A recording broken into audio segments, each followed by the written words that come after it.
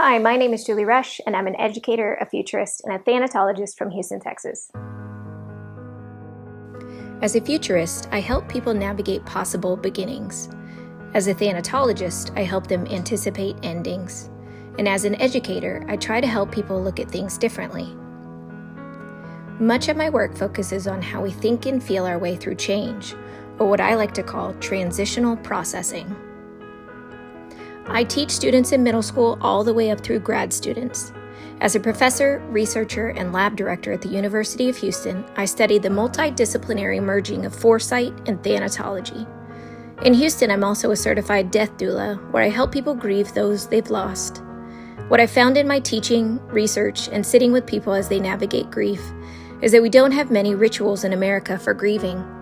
We have a beautiful collection of ways to honor our dead that comes from the collision of so many different cultures and beliefs, but not the before, not the grief of endings.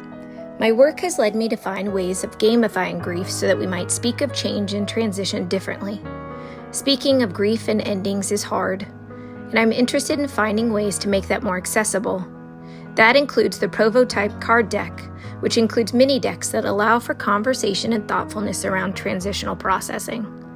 Designed with trauma-informed care in mind and consulting professionals from their fields, the deck is a way to explore and imagine possible futures together.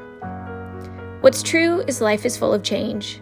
It's one of the only things we can be sure of, that things will change. And yet not many of us are taught ways of navigating big changes, getting relocated for work, divorce, kids growing up and moving away, a new diagnosis.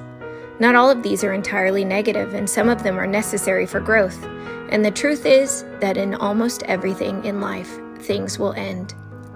And so what I'm working on and what I'm curious about is how we can build endings into our beginnings.